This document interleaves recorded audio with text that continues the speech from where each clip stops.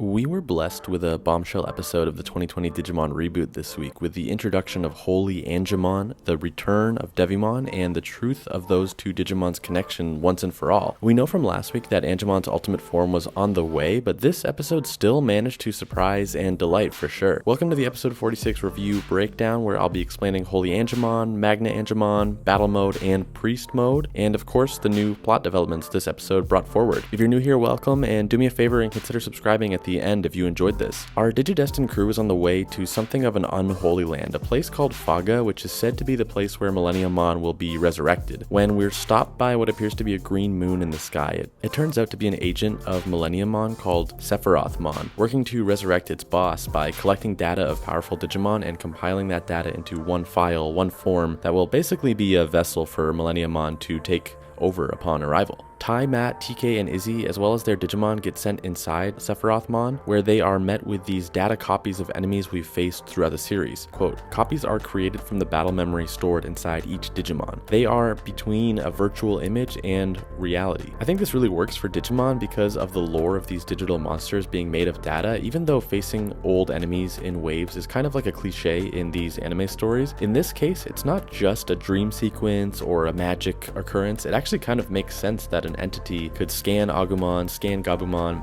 and pull out old battle data. I like this a lot, actually. It also happens that the four Digidestined who are trapped inside are the same four who star in our war game / the middle part of the Digimon movie. Whether this was a cool nod or just a coincidence, I really enjoyed seeing these four characters paired up again like they were 20 years ago. But even cooler is that if you read in between the lines about what Sephirothmon collecting all the data from super strong Digimon means, whatever chimera creation is to come from this project sounds a lot like the main Millenniummon form. So far, we've just been shown basically the Moon Millenniummon, Crystal, and the Zed Millenniummon kind of nightmare shadow thing, but Millenniummon has another popular form that looks like Kimeramon, so I'm excited that maybe the show is setting us up to have a showdown with that Millenniummon form. Tailmon even says, quote, its purpose is to create the ultimate body from fusing all sorts of Digimon's data. Inside Sephirothmon, we see Tai, Izzy, Matt wage battles against data copies of enemies from the past. There are a couple cool rematches here, but nothing beats Greymon being attacked by a data copy of Ogremon. Ogremon and Greymon formed a mutual respect and something of a friendship right before Ogremon was ultimately destroyed, so seeing Ogremon's likeness used in vain this way, it really pissed Greymon off, and you see it. I thought this was a really awesome moment in the episode. But you're probably wondering what happened to TK and Angemon. Well, out of Angemon's battle history data comes Devimon, but he's a little different than the other data copies. He's more alive than the others, more like his former self. We come to learn that this is because Devimon sort of lives on through an intrinsic connection to Angemon, and here we get a huge reveal about these two's past, you know, why Devimon called Angemon his old friend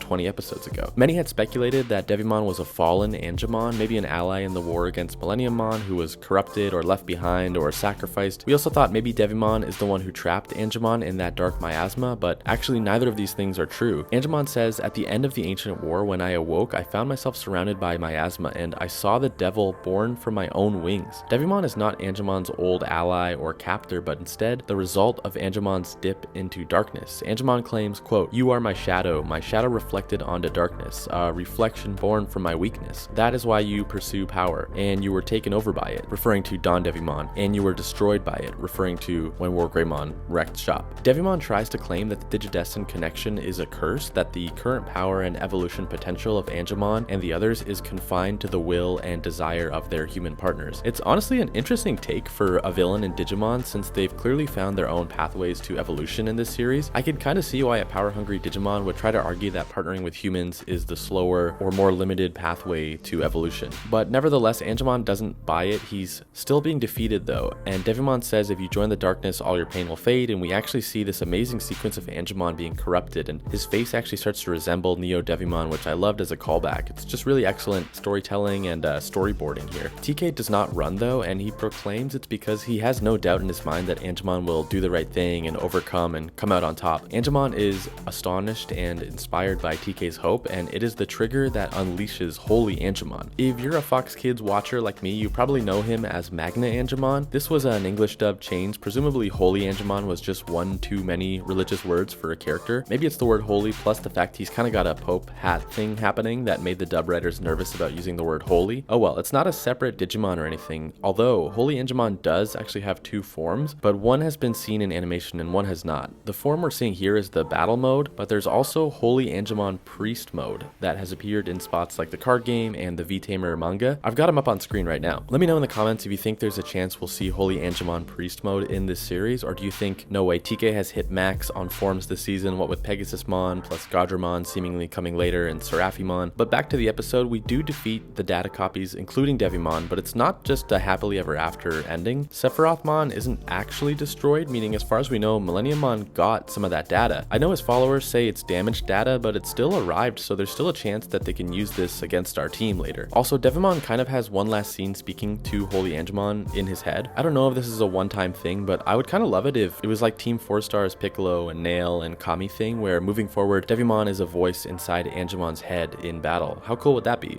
They could definitely save on lip flap animations too, if the conversation is all in their head. But that's about all for the episode. What did you all think? Comment below, let me know. But yeah, for me, I thought it was a really fantastic episode. Two huge lore drops, one about the past with Devimon and one about the future with what may be our key to getting the Chimera form of Millenniummon, or even just straight up Kimeramon as it appeared in Digimon Adventure 02. If you made it this far, let me say thank you for watching, of course, and if you could do me a favor, this channel is closing in on 10,000 subscribers, which will be a huge milestone for me. If you enjoyed this video or any other videos and you're not already a subscriber, it'll just help this channel cross that 10K mark in May. But anyways, that'll be all. Thank you for watching. Thank Digimon for making this awesome show, and I'll see you all in the next video.